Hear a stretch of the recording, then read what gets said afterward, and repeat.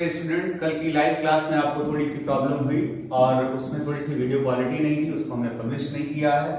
तो और कई सारे बच्चे उस वीडियो तक पहुंच नहीं पाए, किसी वजह से वहां पर कुछ टेक्निकल इश्यूज रहे, इसलिए वो लाइव क्लास पब्लिश नहीं होगी और इसीलिए उन क्वेश्चंस को हम यहाँ पर दोबारा रिपीट करा रहे हैं। अच्छी लाइव क्लास थी, बच्चे आंसर दे रहे थे, लेकिन फर्स्ट टाइम हम लाइव आए थे इसलिए हमें थोड़ी सी प्रॉब्लम्स रही उसमें जो वीडियो क्वालिटी का इशू था, जो आवाज का इशू था, बहुत सारे इश्यूज थे।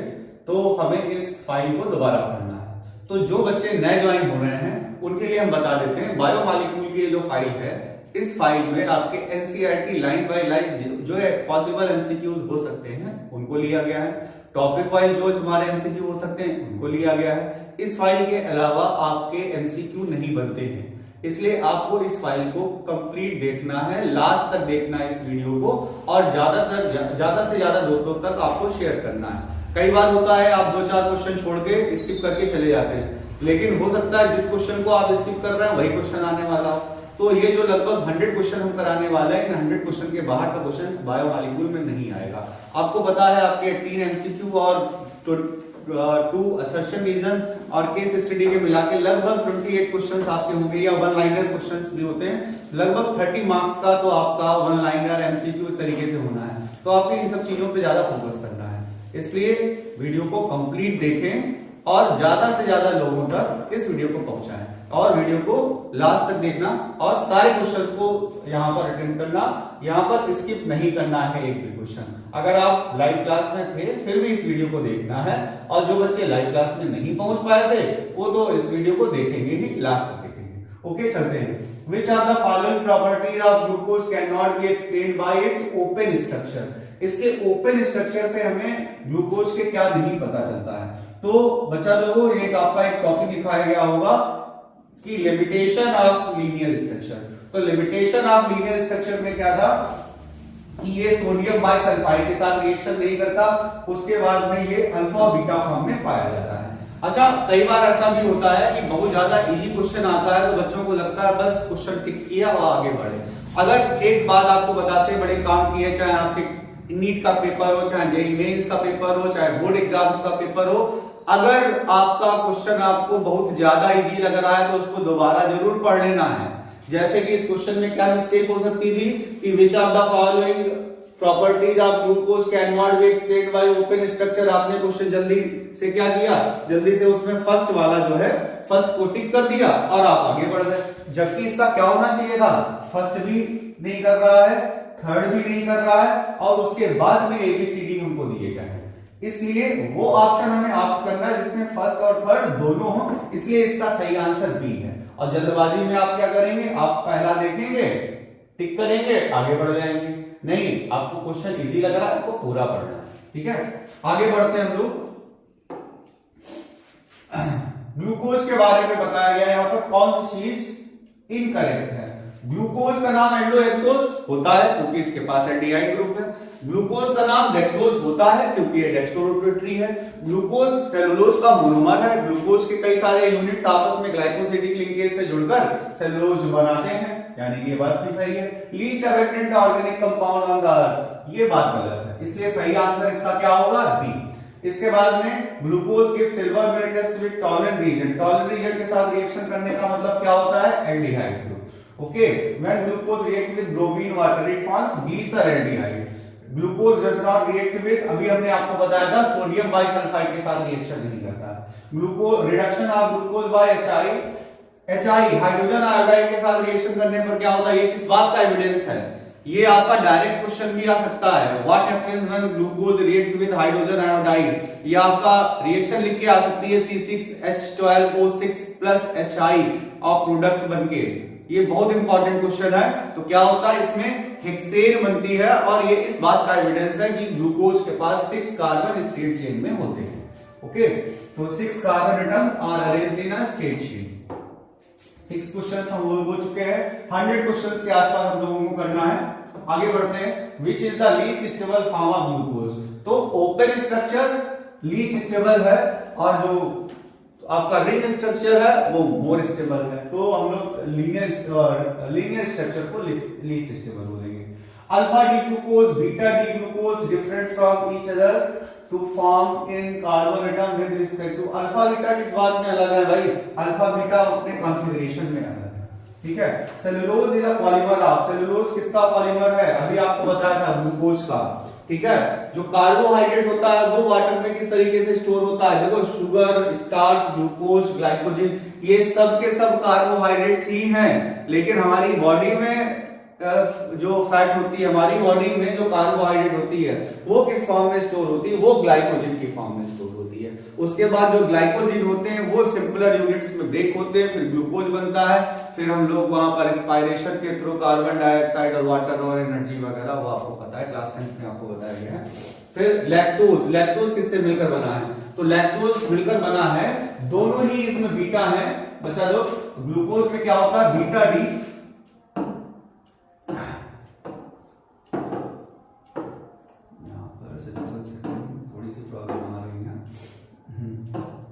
ग्लूकोज में क्या होता है? लैक्टोज में एक बार हम लोग देखेंगे। तो लैक्टोज में beta D galactose and beta D glucose. उसके बाद which are the following monosaccharides are 5 membered cyclic structure. आपको बच्चा पता है कि फ्रक्टोज फ्यूरानोज कहा जाता है क्योंकि ये फ्यूरान रिंग से बना है, 5 मेंबर्ड है। और राइबोज को आप कैसे बोल सकते हैं? ये तो पेंटोज शुगर है ना, तो राइबोज एंड फ्रक्टोज। तो दो आंसर, फर्स्ट एंड थर्ड। अब देखेंगे फर्स्ट एंड थर्ड कहां पे है? बी में, इसलिए हमारा करेक्ट आंसर बी हुआ। अब देखो वहां पर आप क्वेश्चन जल्दी में पढ़ेंगे, अब आपको 5 मेंबर रिंग में पेंटोज शुगर राइबोज मिल जाएगा, आप टिक करके आगे बढ़ जाएंगे, तो आपका आंसर गलत हो जाएगा। क्वेश्चन आपको पूरा पढ़ना है, ओके।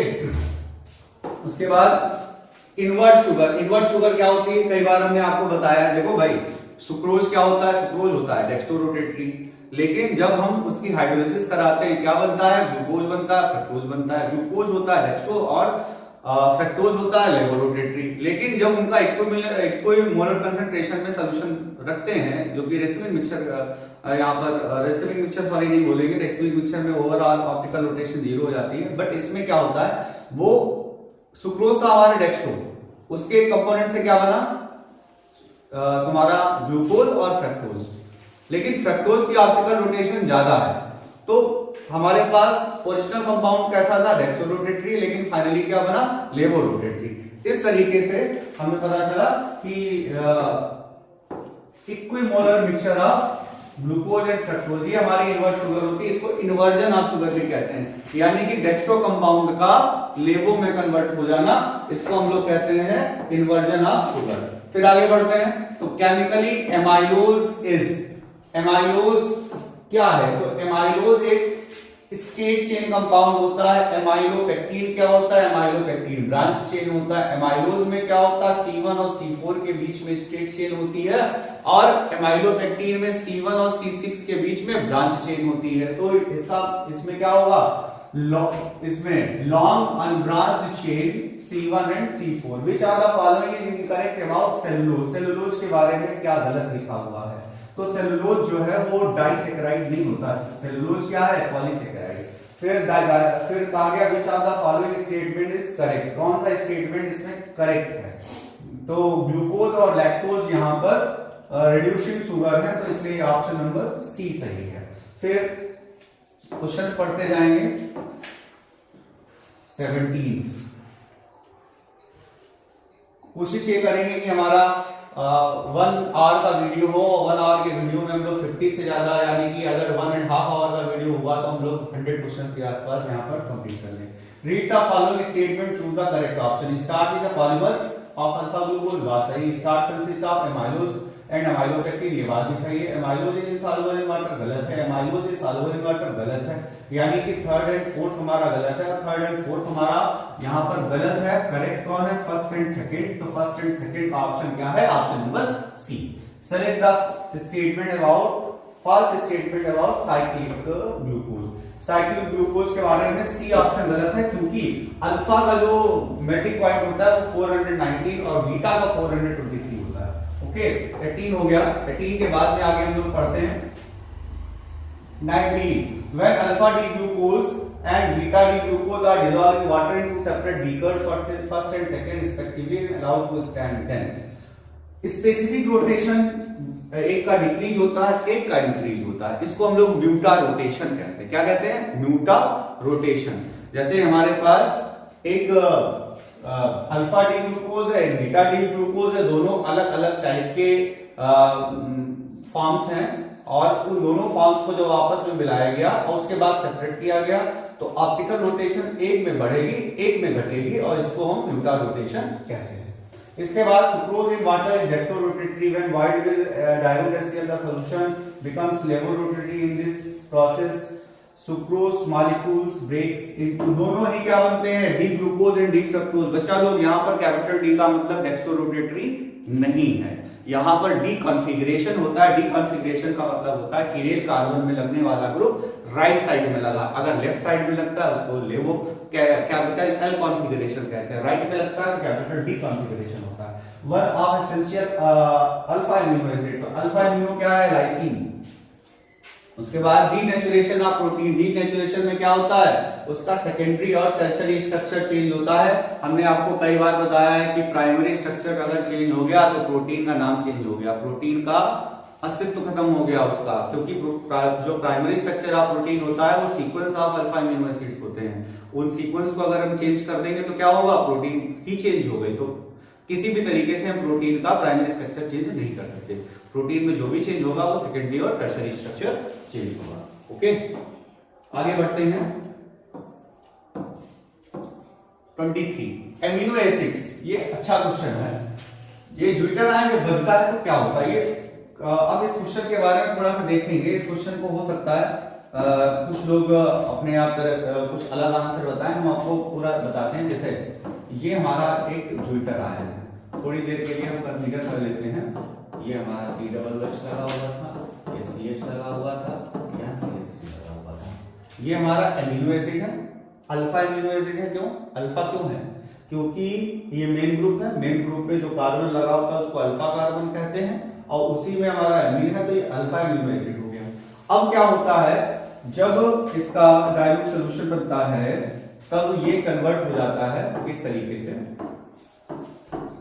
ये कन्वर्ट होता है कि अब इसके पास का H चला जाता है इसके पास। अब बच्चा लोग ध्यान से देखना, तो इसके पास का H इसके पास से चला गया, यहां आ गया COO माइनस और यहां पर आ गया NH3 प्लस। तो देखो COOH क्या था? वो एसिडिक था, लेकिन उसने अपने पास से H प्लस दे दिया। तो जब एसिड अपने पास से H प्लस दे देते हैं तो ब्रॉन्स्टेड-लॉरी कॉन्सेप्ट से जो रिमेनिंग पोर्शन बचता है, एसिड H प्लस देने के बाद कॉन्जुगेट बेस बनाते हैं, और जो बेस होते हैं वो H प्लस एक्सेप्ट करने के बाद कॉन्जुगेट एसिड बनाते हैं। तो इस तरीके से हम लोग कह सकते हैं कि जो COO माइनस ग्रुप है वो कैसा है? बेसिक, और NH3 प्लस ग्रुप है वो कैसा है? वो एसिडिक है। इसलिए इसका ऑप्शन नंबर डी सही होगा। ये टफ क्वेश्चन था, ठीक है, इस चीज को ध्यान देंगे। इसमें बेसिक बच्चों को लगेगा कि अमोनिया बेसिक है, एसिडिक ये है, लेकिन वो जब ज्यूटर आयन बन जाता है तब की कहानी पूछी गई है। जब वो एमिनो एसिड था तब तो हम आपकी बात मानते हैं कि एमीन जो है NH2 है और एसिडिक COOH है, लेकिन जब वो ज्यूटर आयन बन चुका है तब उसके पास COO माइनस एसिड और NH3 प्लस आयन है, तो उसमें क्या होगा? एसिड ने H प्लस दे दिया तो वो बेसिक, और बेस ने H प्लस ले लिया तो एसिड बन चुका है। इसलिए ऑप्शन नंबर डी सही है। इसके बाद proteins are polypeptides of L alpha amino acids. L configuration के ही होते हैं, क्योंकि जो हमारा एमाइड ग्रुप है वो हमारा एमाइड ग्रुप इस तरीके से लिखा जाता है। ये हमारा एमाइड ग्रुप है, तो इस एमाइड ग्रुप में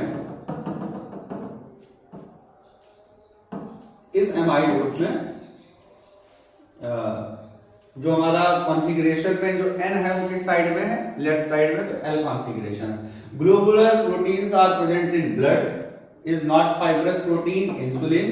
primary structure of protein is, इसमें प्राइमरी स्ट्रक्चर प्रोटीन का क्या है? तो sequence in which alpha amino acids are linked to one another. अच्छा देखो, हेयर और नेल्स ये दोनों कैसे हैं? ये दोनों ही हमारे फाइब्रस प्रोटीन होते हैं। बालों के बारे में देखिए, बालों में जो केराटिन होता है, बाल भी कैसे हैं? धागे की जैसे हैं, इस तरीके से याद कर लें, फाइबर, ठीक है। तो फाइब्रस प्रोटीन कैसे हैं? केराटिन, और जब केराटिन हेयर है तो नेल्स भी साथ में है, तो क्या नहीं है? ब्लड नहीं है। फिर इसी तरीके से आपका इंसुलिन भी क्या है? फाइब्रस प्रोटीन है। उसके बाद में primary structure of protein is, तो प्राइमरी स्ट्रक्चर में क्या होता है, अभी हमने आपको बताया था प्राइमरी स्ट्रक्चर में sequence of alpha amino acids होते हैं। अब 28 क्वेश्चन पे हम लोग पहुंचने वाले हैं। The helical structure of protein is stabilized by, बड़ी मेहनत से आप लोगों के लिए ये तैयार की गई, आप देख सकते हैं यहाँ पर पेज नंबर के साथ में आपको क्वेश्चन मिल रहा है। पुराने वाले पेज नंबर है, पुरानी एनसीईआरटी की भी आप पे है, नई वाली एनसीईआरटी में शायद पेज नंबर ना हो। पुरानी एनसीईआरटी को अगर आप देखेंगे, वैसे भी बच्चा लोगों आपके क्लास 12th को पास करने से जिंदगी नहीं बन जाएगी, आपको कंपटीशन बीट करना ही होगा। और कंपटीशन अगर आपको बीट करना है तो आई सजेस्ट यू कि आप पुरानी बुक्स पढ़ें, क्योंकि नई बुक्स में चीजें डिलीटेड हैं, लेकिन कंपटीशन में नहीं डिलीट है, कंपटीशन में सब कुछ आता है। तो हेलिकल स्ट्रक्चर जो होता है किससे स्टेबलाइज होता है, तो हेलिकल स्ट्रक्चर स्टेबलाइज होता है हाइड्रोजन बॉन्ड से, ओके। और उसके बाद में secondary structure of protein is mainly governed bye, तो वो इसमें कौन से बॉन्ड है, कोवेलेंट बॉन्ड है।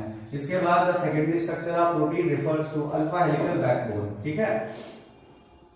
कोआगुलेशन क्या होता है, डीनेचुरेशन।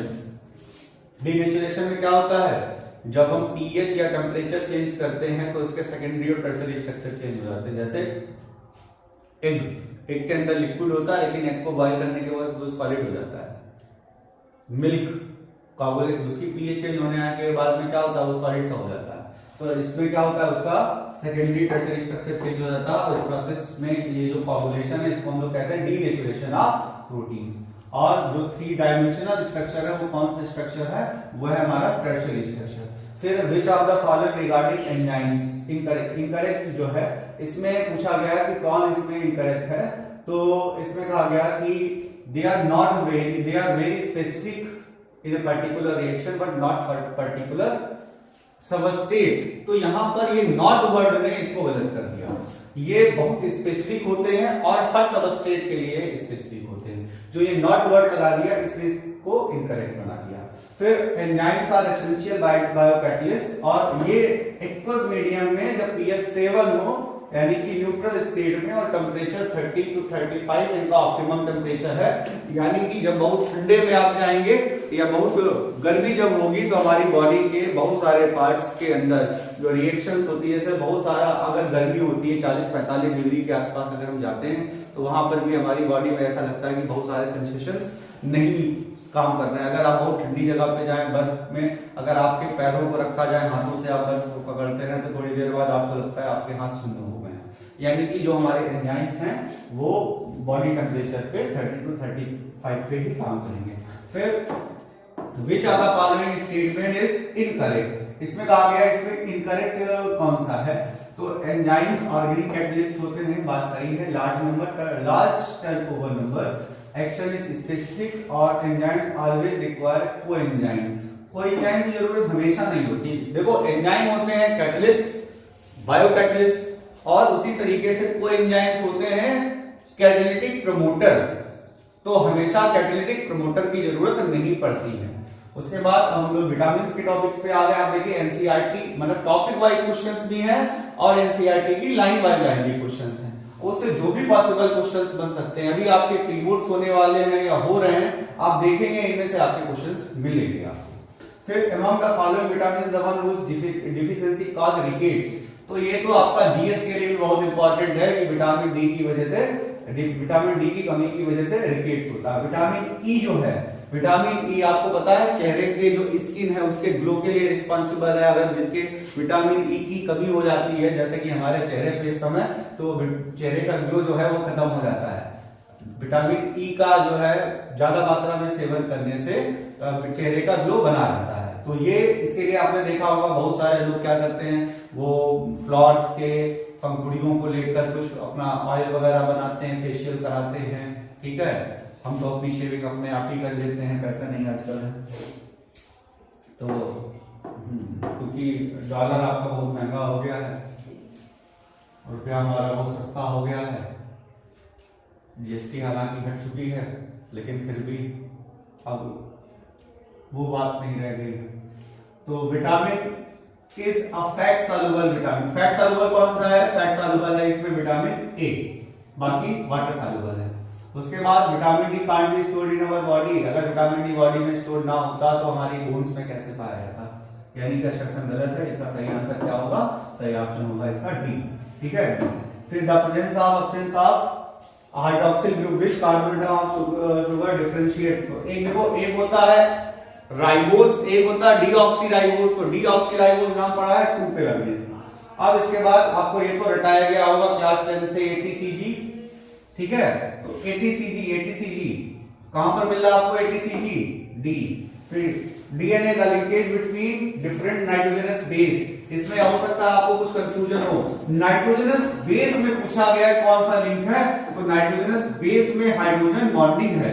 जब अलग अलग टाइप के न्यूक्लियोटाइड्स आपस में जुड़ते हैं तब वहां पर फास्फेट डाइफॉस्फेट ईस्टर ग्रुप वहां पर बनता है। The double helical structure of DNA, ये तो आपको पता होगा, क्रिक एंड वाटसन। फिर adenine is attached to ribo sugar, it is called adenosine. To make nucleoside from it, it would require, क्या बनेगा, जब इसको न्यूक्लियोटाइड बनाना है तो क्या बनेगा, एक फास्फेट ग्रुप लगेगा। इसके बाद पूछा गया है कि न्यूक्लियोटाइड में क्या नहीं होता। बच्चों आपको रटा है, तो बायो वाले बच्चे तो बड़ा खुश हो जाते हैं ऐसे क्वेश्चंस को देख के कि क्या क्या है, ग्वानिन, साइटोसिन, एडेनिन, क्या नहीं है, टायरोसिन। फिर oxytocin hormone is produced by hypothalamus, which of the following is more scientific definition of hormone, they are non influence chemicals that act intercellular messenger. Okay, तो अब हमारे यहाँ पर 47 क्वेश्चंस कंप्लीट होने वाले हैं और अभी हम लोगों को जहां तक होने वाले हैं 30 मिनट्स। तो अगले 30 मिनट्स में हम कोशिश करेंगे आगे के 60 क्वेश्चंस के लिए।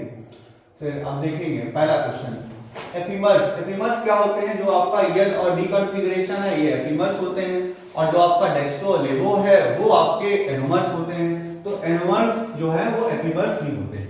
फिर आर्टिफिशियल स्वीटनर क्या है, एल्केन। ये क्वेश्चन आपका बोर्ड में पीवाईक्यूज में देखेंगे तो कई बार क्वेश्चन आया है, और ये तब केमिस्ट्री एंड एवरीडे लाइफ में पूछा जाता था।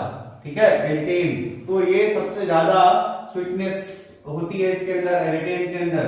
इसमें कहा गया एल ग्लिसर एल्डिहाइड का कौन सा स्ट्रक्चर है, दोनों स्ट्रक्चर है, ए और बी दोनों ही सही है, यानी कि डी ऑप्शन सही है। इसका सही ऑप्शन क्या है, डी। फिर which of the following statement is incorrect. तो इनकरेक्ट इसमें क्या है, इसमें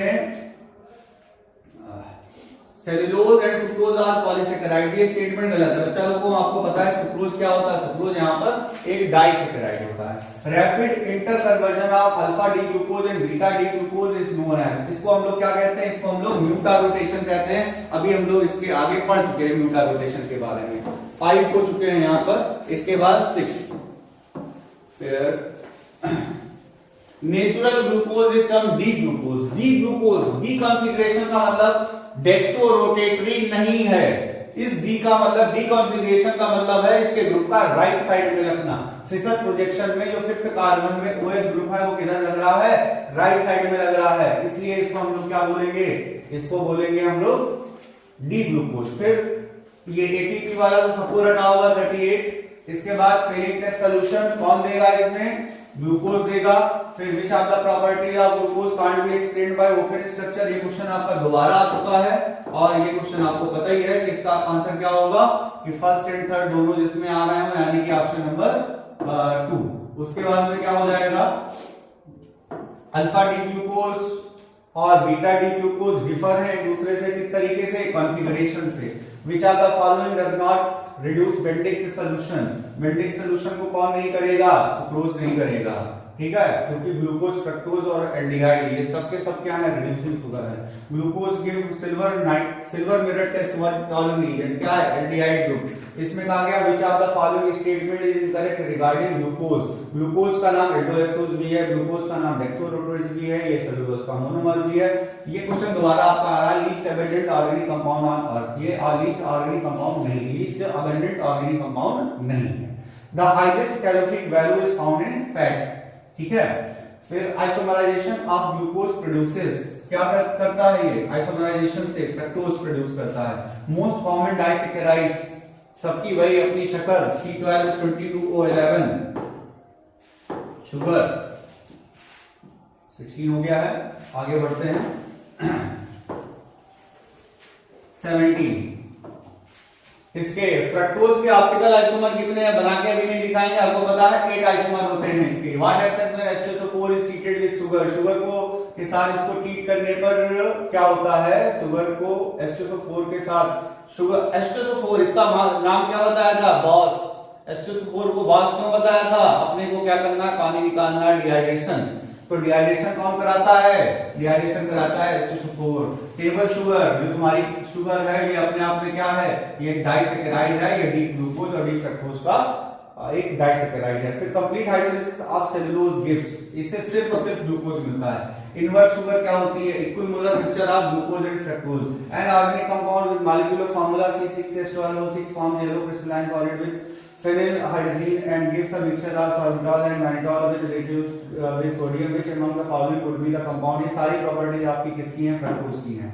फिर which of the following is a reagent used to identify glucose, glucose को आइडेंटिफाई करने के लिए अमोनियम सिल्वर नाइट्रेट सॉल्यूशन का यूज करना चाहिए हमको। ये सारे क्वेश्चंस आपके सामने हैं और ऐसे ही हम लोग आगे की तरफ बढ़ते रहेंगे और जब बोर्ड्स के टाइम पर आएंगे तो हम लोग इसी तरीके से 6, 8 या 10 घंटे का इस तरीके का वीडियो बना देंगे सारे चैप्टर्स का, जिसमें आपके जितने भी क्वेश्चन होंगे एमसीक्यू आपकी पूरी केमिस्ट्री का, पूरी फिजिक्स का, आपको कहीं भी किसी दूसरे वीडियो को देखने की जरूरत नहीं है।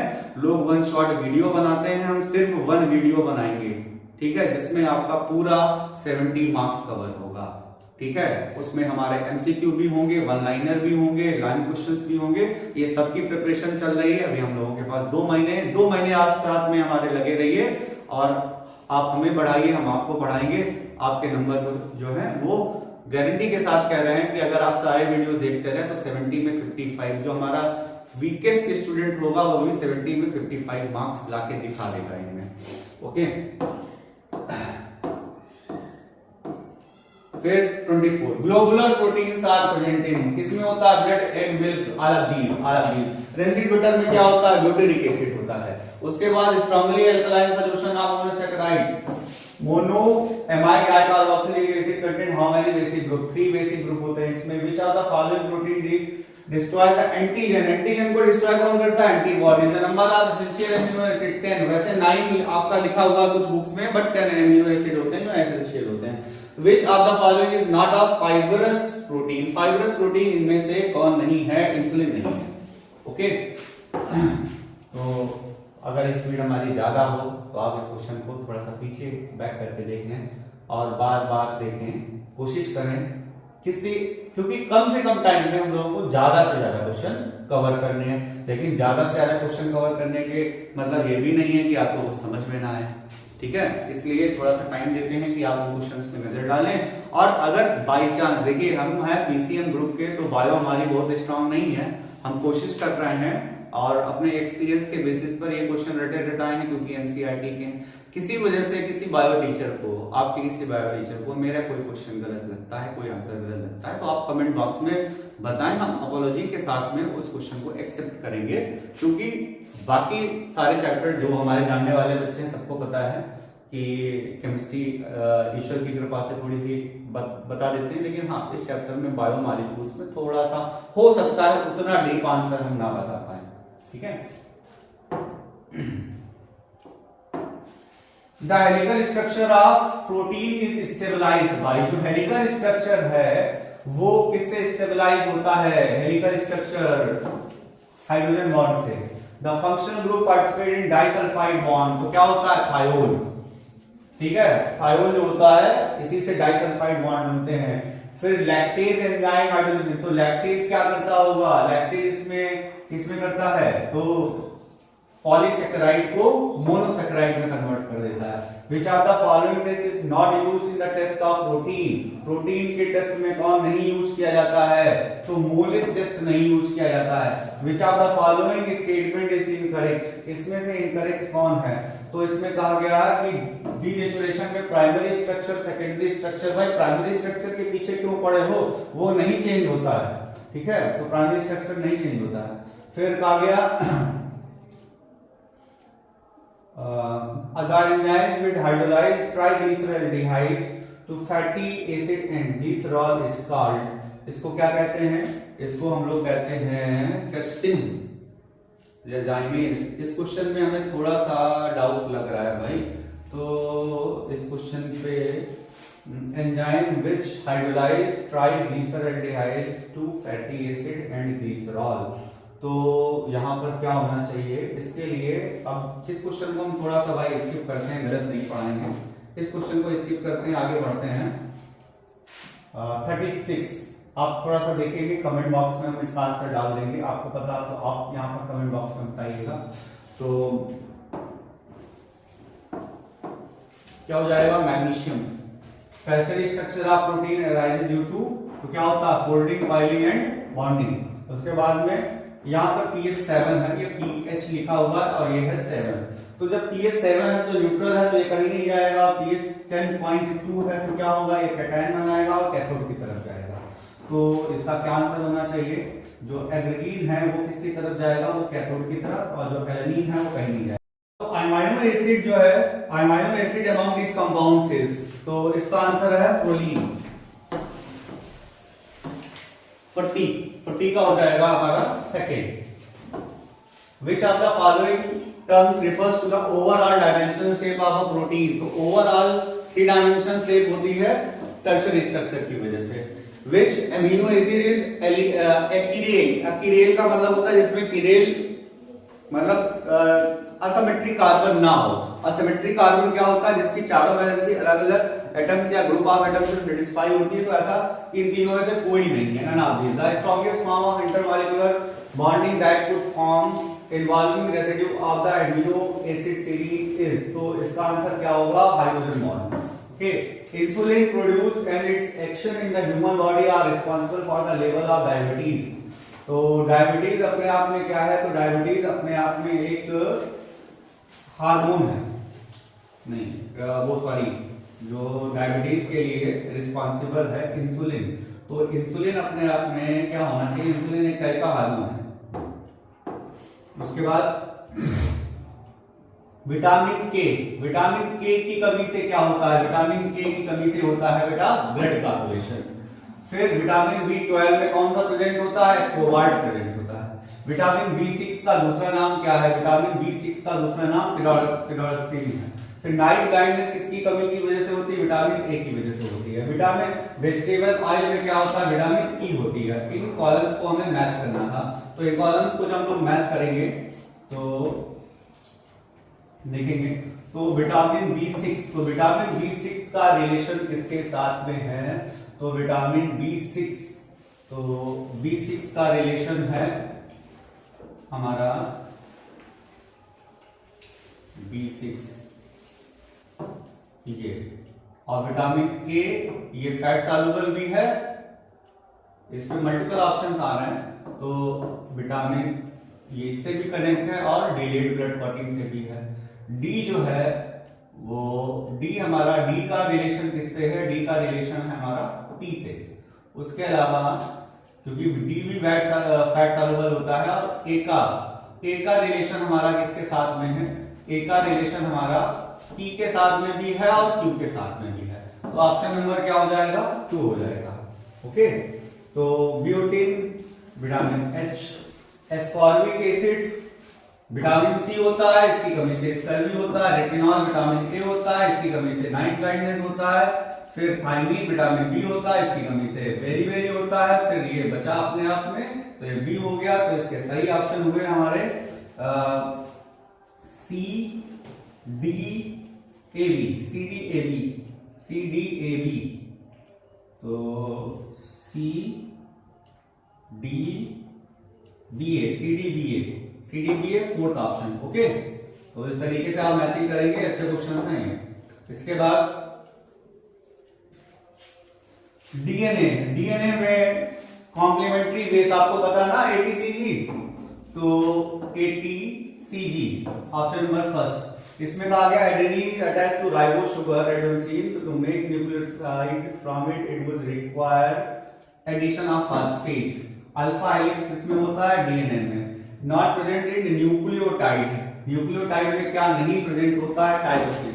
अच्छा बच्चों, लोगों आप लोगों को स्पीड अगर ज्यादा लग रही है तो आप स्पीड को थोड़ा सा स्लो कर सकते हैं, क्योंकि हम मिनिमम टाइम में मैक्सिमम क्वेश्चंस कराना चाहते हैं जो आपके लिए ज्यादा इंपॉर्टेंट है।